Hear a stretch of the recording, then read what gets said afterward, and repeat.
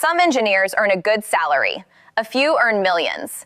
But when a company is reportedly willing to pay up to $1.2 million to attract a single quantum engineer, you're no longer looking at a normal hiring market. You're watching a geopolitical arms race disguised as recruitment. The surprising part isn't that Huawei is offering extraordinary compensation. The surprising part is who appears to be getting nervous: South Korea. According to multiple reports from Korean media and industry sources, officials and major technology firms have become increasingly concerned that experienced quantum researchers are being approached with offers that are almost impossible to ignore. Better salaries, bigger research budgets, entire laboratories built around their ideas rather than forcing them to fit into someone else's roadmap. That changes the conversation completely. For years, the debate surrounding technology competition focused on semiconductors. Which country had the best lithography machines? Who could manufacture the smallest transistors? Which government could subsidize the largest chip factory? Those questions still matter.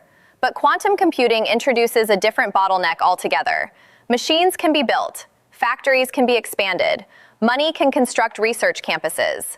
Finding people who actually understand quantum hardware at the highest level? That's another problem entirely. Worldwide, the number of engineers capable of designing advanced quantum processors, cryogenic control systems, quantum error correction algorithms, and scalable architectures is astonishingly small. We're not talking about millions of workers, not even hundreds of thousands. We're talking about a talent pool so limited that governments increasingly treat it as a strategic national asset. Think about that for a moment. During the Industrial Revolution, countries fought over coal. During the oil era, they competed for energy reserves. Today, they're quietly competing for human brains. And unlike oil fields, brilliant scientists can board an airplane. This shift didn't happen overnight. Quantum computing has spent decades inside university laboratories, producing fascinating physics but very little commercial impact. Many investors even questioned whether practical quantum computers would ever arrive. That skepticism is fading. IBM continues expanding its quantum roadmap. Google demonstrated progress in quantum error correction. Microsoft's Azure quantum platform keeps attracting enterprise researchers. China has steadily increased state-backed investment through institutions like the Chinese Academy of Sciences, while companies including Huawei have expanded their own quantum research initiatives despite broader technology restrictions. Notice something interesting. Nobody is slowing down. If anything, everyone is accelerating at the same time. It's a bit like watching 5 marathon runners suddenly start sprinting with 20 kilometers still left. That usually means someone knows the finish line is much closer than everyone expected. Whether that assumption proves correct remains an open question. Here's where South Korea enters the story. The country built one of the world's strongest semiconductor ecosystems through companies like Samsung and SK Hynix. It understands better than almost anyone that advanced technology depends on people first and factories second. Lose enough experienced researchers, and replacing them isn't a matter of posting another job advertisement.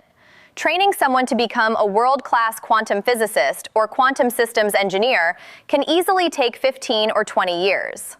Money speeds up construction. It doesn't speed up expertise. That's why reports of aggressive international recruitment have triggered discussions that extend far beyond corporate human resources departments. What looks like hiring on the surface starts looking much closer to strategic competition underneath. Because if this talent migration continues, the real winner may not be the country with the biggest quantum computer. It may simply be the country that convinced the right people to build it there. Huawei understands something that many governments are only beginning to appreciate. A shortage of talent can be more damaging than a shortage of technology. Imagine 2 countries. One owns the world's most advanced laboratory, but can't find enough researchers to run it. The other has slightly older equipment, but attracts the smartest scientists from around the world. 5 years later, which country has the advantage? History gives us a pretty clear answer. Silicon Valley didn't become the center of the technology industry simply because California had better weather. It became dominant because engineers from India, Taiwan, South Korea, Europe, Israel, and dozens of other places believed that was where the most exciting work was happening. Capital followed talent, not the other way around. Huawei appears to be trying something remarkably similar. Since the company was placed under U.S. sanctions, many analysts assumed its ability to compete at the technological frontier would steadily decline. Restrictions on advanced chips, semiconductor equipment, and software were expected to slow innovation. Instead, Huawei changed its strategy. Rather than waiting for technology to arrive, it invested heavily in research. The company reportedly spends well over 20% of its annual revenue on research and development in some years, a ratio that rivals or exceeds many of the world's biggest technology firms. Thousands of researchers now work across telecommunications, AI, cloud computing, photonics, chip design, and increasingly, quantum technologies. That's not a short-term survival plan. That's a long-term industrial strategy. And here's something many headlines miss. Quantum computing isn't one single technology. Building a useful quantum computer requires specialists in physics, electrical engineering, cryogenics, materials science, advanced mathematics, software engineering, and manufacturing. Remove one of those pieces and progress slows dramatically. It's less like building a faster laptop and more like assembling an orchestra, where every musician has spent 20 years mastering an instrument almost nobody else can play. That's why experienced researchers command astonishing salaries, not because they're famous, because they're rare. South Korea has every reason to pay attention. The country has spent decades creating one of the world's strongest innovation ecosystems, producing globally respected engineers through universities like KAIST and Poach, while companies such as Samsung and SK Hynix continually invest billions into advanced research. Those researchers represent years of national investment. If even a relatively small number decide to leave, the consequences ripple outward. University research slows. Startups lose mentors. Corporate laboratories delay projects. Younger engineers lose experienced leaders who train the next generation. The numbers don't have to be enormous. Sometimes losing 50 exceptional people hurts more than hiring 500 average ones. There's another layer that makes this story even more interesting. Unlike semiconductor manufacturing, quantum computing doesn't yet have an undisputed global leader. IBM, Google, IonQ, Rigetti, Quantinuum, PsiQuantum, China's research institutions, European laboratories, and several startups are all pursuing different technological paths. Some focus on superconducting qubits. Others bet on trapped ions, photonics, neutral atoms, or silicon spin qubits. Nobody knows which architecture ultimately wins. That uncertainty changes corporate behavior. Instead of protecting existing dominance, companies are racing to explore every promising direction simultaneously. The fastest way to do that isn't always building another laboratory. Sometimes it's convincing the scientists leading someone else's laboratory to join yours. There's a dry irony hiding here. Countries continue debating export controls on increasingly sophisticated hardware, while the most valuable asset quietly walks through airport security, carrying nothing more than a laptop and decades of experience. That may be the hardest technology transfer in the world to regulate. And if Huawei's recruitment strategy is succeeding even partially, the real impact won't become visible this year, or even next year. It will appear several years later, when entirely new breakthroughs begin carrying the signatures of researchers who once worked somewhere else. The obvious conclusion is that this story is about Huawei versus South Korea. I don't think that's the real story.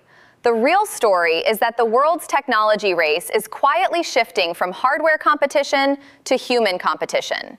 Whoever assembles the strongest teams over the next decade may shape industries worth trillions of dollars. But before we hand Huawei the trophy, there's an important complication. Quantum computing remains one of the most uncertain technologies on Earth. The headlines make it sound as if practical quantum computers are just around the corner. The reality is much messier. Today's quantum systems are incredibly fragile. Tiny vibrations, stray electromagnetic signals, even minute temperature changes can introduce errors. Researchers call this noise, and reducing that noise is one of the biggest engineering challenges in modern science. That's why companies celebrate adding dozens of reliable qubits instead of thousands. It's not because they're moving slowly. It's because every additional qubit makes the entire system exponentially harder to control. This is where many predictions become too confident. Some analysts believe useful fault-tolerant quantum computers could arrive during the next decade. Others argue it could take considerably longer. Even among experts, there isn't universal agreement. I'm not completely certain where that timeline lands. What I am confident about is something simpler. every major technological revolution rewarded the countries that invested before success looked guaranteed. History keeps repeating that lesson. The United States funded semiconductor research long before microchips transformed the economy. Japan invested aggressively in electronics before consumer electronics became a global obsession. South Korea backed memory chips when many thought the industry was too risky. China spent decades building capabilities that many observers dismissed as unrealistic. Early investments often look expensive, until suddenly they look cheap. That's why Huawei's recruitment campaign deserves attention, even if quantum computing develops more slowly than expected. Because those engineers rarely work on only one project. The same researchers often contribute to advanced materials, artificial intelligence optimization, photonics, cybersecurity, precision manufacturing, and next-generation communications. Even if quantum commercialization slips by 5 years, the knowledge generated along the way spills into other industries. Knowledge has a habit of refusing to stay in one box. There's another misconception worth challenging. People often assume governments can simply solve talent shortages by spending more money on universities. If only it were that easy. Training elite researchers is less like manufacturing products and more like growing forests. You can increase funding today, but the real harvest may not arrive for 15 or 20 years. Meanwhile, companies are hiring right now. That creates a difficult policy dilemma. Should governments restrict scientists from leaving? Most democratic societies would reject that idea. Should they simply raise salaries? That helps, but it isn't always enough. Researchers also care about laboratory facilities, freedom to publish, ambitious colleagues, long-term funding, and the chance to work on projects that genuinely matter. Purpose attracts talent almost as effectively as money, perhaps even more. Here's the reversal that makes this entire story more interesting. For years, the global technology conversation focused on stopping China from obtaining advanced equipment. Export controls targeted lithography systems, AI accelerators, and high-end semiconductor manufacturing tools. Those measures certainly created obstacles, but they also encouraged Chinese firms to double down on something sanctions couldn't easily block: developing domestic expertise and competing aggressively for global talent. Whether that strategy ultimately succeeds is still unknown. What isn't unknown is that every major technology power is responding in remarkably similar ways. The United States is expanding quantum funding through the National Quantum Initiative. The European Union continues supporting large-scale quantum programs. Japan is increasing investment. South Korea has announced new quantum strategies. Nobody wants to discover 10 years from now that the next technological platform quietly took shape somewhere else while they were debating the previous one. And that possibility may explain why a single engineer is suddenly being valued almost like an entire research laboratory. The biggest mistake we can make is treating this as another headline about one company offering another eye-catching salary. Because salaries are only the visible part of the story. Underneath sits a much larger question. Where will the world's smartest engineers choose to build the future? Countries spend decades creating innovation ecosystems. They invest billions in universities, research institutes, scholarship programs, national laboratories, and startup funding. They hope that one day those investments produce scientists capable of solving problems almost nobody else can solve. Then another country or another company offers those same scientists an opportunity that changes the equation. That isn't theft, it's competition. Harsh, expensive, global competition. South Korea's concern makes perfect sense from its own perspective. Losing even a handful of leading quantum researchers could slow projects that take years to complete. Huawei's strategy also makes sense. If your ambition is to compete at the frontier of technology, attracting elite talent is one of the fastest ways to accelerate progress. Both sides are acting rationally, which is exactly why this story matters. It's tempting to imagine the future being decided by giant chip factories, billion-dollar AI data centers, or spectacular product launches. Those things matter, but history usually remembers the people behind them. One scientist discovers a better material. Another invents a more reliable quantum gate. A research team reduces error rates enough to make an entirely new application possible. The headlines celebrate the machine. The breakthrough began years earlier with the people. There's another lesson hiding here for ordinary viewers. The technologies shaping the next 20 years, AI, quantum computing, advanced semiconductors, robotics, biotechnology, share one common ingredient: highly skilled human capital. Not oil, not rare earth minerals, not even money on its own. Knowledge. That's becoming the world's most valuable strategic resource. My opinion is this: governments that focus only on protecting technology while neglecting the scientists creating it are fighting yesterday's battle. The countries that combine world-class research funding, open collaboration, competitive salaries, and long-term industrial planning will have a significant advantage regardless of which specific technology wins first. Of course, there's still a question hanging over all of this. Will quantum computing deliver on its enormous promise? Nobody can answer that with certainty today. It may revolutionize drug discovery, materials science, financial modeling, and cryptography. Or it may take much longer than investors hope before practical applications become widespread. That's the uncertainty every company is pricing into its decisions. Yet one fact stands out. Whether quantum arrives in 5 years or 15, the engineers being recruited today will almost certainly shape whatever comes next. Their expertise won't disappear if one technical approach fails. They'll adapt, pivot, and build the next generation of technologies. That's why the competition for talent isn't slowing down, it's accelerating. And here's my prediction. Over the next decade, headlines about billion-dollar factories will gradually be replaced by headlines about billion-dollar recruitment programs. Nations won't just compete to manufacture advanced technology, they'll compete to become the place where the world's brightest minds choose to stay. The winner may not be the country with the largest economy or even the biggest research budget. It may simply be the one that people with extraordinary talent believe offers the best future. That's a contest no export control can fully regulate, and no government can afford to ignore. If you enjoyed this analysis, subscribe and join me for the next one. The technologies changing the world rarely announce themselves with fireworks.